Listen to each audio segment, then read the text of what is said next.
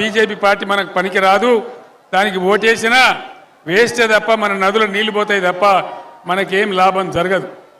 ఇక కాంగ్రెస్ పార్టీ అరిచేతిలో వైకుంఠం చూపించి అడ్డగోలు హామీలు ఇచ్చి అధికారంలోకి వచ్చింది కాంగ్రెస్ పార్టీ. కేసీఆర్ కళ్యాణ లక్ష్మికి ₹1,00,000 ఇస్తున్నాడు, మేము తులం బంగారం కల్పిస్తామన్నారు. ఎక్కడన్నా వచ్చిందా తులం బంగారం? రాలే కదా. రైతు బంధు అందరికి పడ్డదా? నిజమా? మన 9 తారీఖు లోపడేస్తానని ముఖ్యమంత్రి వచ్చిందా? ఇంకా కూడా రాలే. ఇక రాదు, ఎందుకంటే ఆయన్నే కుట్ర చేసి ఎలక్షన్ కమిషన్కు తెలియజేసి దాన్ని మళ్ళీ ఆయన్నే బ్యాన్ చేసిండు. ఇప్పుడు ఏమంటాడు? ఇక రైతు బంధు రాదు, అయిపోయింది, దాని కథ ఒడిచిపోయింది. మళ్ళీ రేపు కూడా ఏమంటాడు? 5 ఎకరాలు ఉన్నోనికే వేస్తా అని మాట్లాడతాడు. 6 ఎకరాల రైతు ఏం తప్పు చేసిండు? 7 ఎకరాల రైతు ఏం తప్పు చేసిండు? ఈ రకంగా రైతు బంధు ముంచిండ్రు. కరెంటు కోతలున్నాయా? పొలాలు ఎండినాయా? కామారెడ్డిలో బాగా ఎండినాయట, నిజమేనా? మరి ఏమైంది కరెంటుకో నేను అడుగుతా ఉన్నా దయచేసి. కేసీఆర్ ఉన్నప్పుడు 9 సంవత్సరాలు రెప్పపాటు కూడా పోకుండా కరెంట్ ఎంత బాగా వచ్చింది. ఇప్పుడు ఏం మాయరోగం వచ్చింది కరెంటుకు? ఎక్కడికి పోయింది మన కరెంటు? ఇంకా దాని మీద ఉల్టా పల్టా మాట్లాడే తప్ప ఏమైంది కరెంటుకి? ఎక్కడికి పోయింది? మంచినీళ్ళు సరిగా వస్తున్నాయా? మిషన్ భగీరథ వస్తలేవా? బీఆర్ఎస్ గవర్నమెంట్ ఉన్నప్పుడు కామారెడ్డి లాంటి పట్టణాలలో ₹1 పేదవాళ్ళకు కూడా నల్లా కనెక్షన్ ఇచ్చి, గ్రామాలలో అయితే ఫ్రీ కనెక్షన్ ఇచ్చి బ్రహ్మాండంగా నీళ్లు సరఫరా చేసినాం. ఎక్కడికి పోయినాయి మన మంచినీళ్ళు? ఏం రోగం వచ్చింది దానికి? దయచేసి మీరు అందరూ ఆలోచించాలని చెప్పి నేను కోరుతా ఉన్నా. కరెంటు పోయింది, మంచినీళ్ళు పోయినాయి, వడ్లు కొంటున్నారా? కొంటలేరా? 500 బోనస్ వస్తున్నదా? బోనస్ బోగసే అయిందా? బోగసే అయిపోయింది. అదేవిధంగా ఇలా ముఖ్యమంత్రి ఒక మాట చెప్పిండు.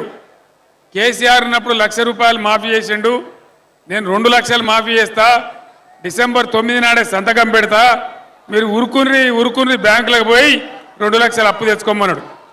వచ్చిందా 2 లక్షల రుణమాఫీ? రాలేదా? కాలేదా అన్న? 2 లక్షల రుణమాఫీ?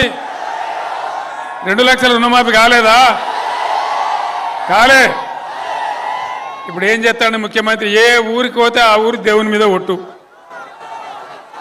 యాదగిరి కాడ ఒట్టు, బాసర కాడ ఒట్టు, ఏ ఊరికి పోతే ఆ ఊరి కాడ ఒట్టు. చేసే సిపాయి ఎవడన్నా ఒట్లు పెట్టుకుంటాడా? అంటే ఒట్లు పెట్టుకున్నాడు, కేసీఆర్ను తిట్టుడు 2 తప్ప ఇంకో ముచ్చట లేదు. అయితేనేమో దేవుళ్ళ మీద ఒట్లు, లేకపోతే కేసీఆర్ మీద తిట్లు, ఇంతే కదా. 5 నెలల బట్టి ఇదే దుకాణం. ఇక మహిళలకు, ఆడబిడ్డలకు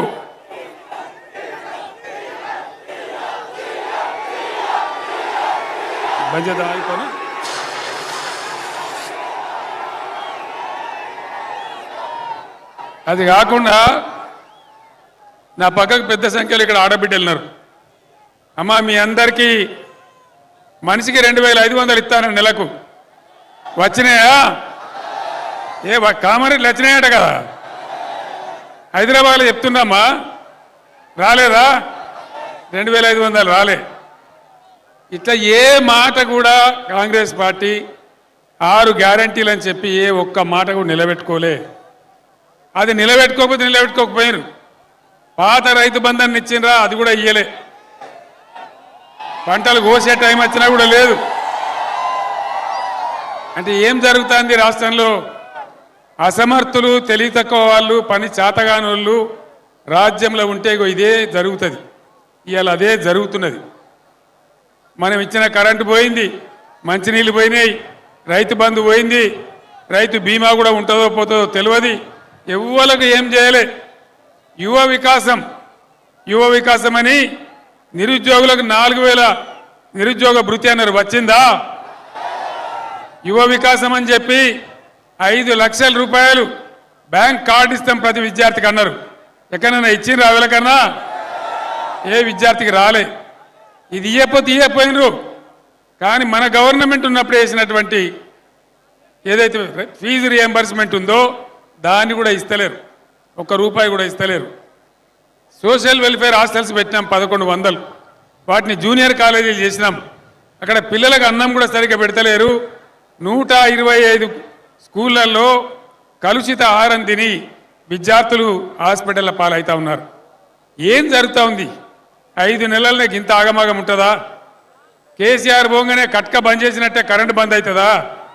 నల్లాలు బంద్ అవుతాయా? రైతు బంధు బంద్ అవుతాయా? మరి డబ్బులు ఎక్కడికి పోతా ఉన్నాయి? ఏం జరుగుతూ ఉంది? దయచేసి మీరు అందరూ ఆలోచించాలని చెప్పి నేను కోరుతా ఉన్నా. మీ అందరితో నేను ప్రార్థించేది ఒకటే, మీరందరు కామారెడ్డి గడ్డ చాలా చైతన్యం, తెలంగాణ ఉద్యమంలో బ్రహ్మాండమైన పోరాటం చేసిన గడ్డ. ఇదే కరీంనగర్ పట్టణంలో, ఇదే కామారెడ్డి పట్టణంలో పోలీసు కిష్టయ్య పిస్తోల్తో కాల్చుకొని అమరుడైన సంగతి కూడా మనందరికీ తెలుసు.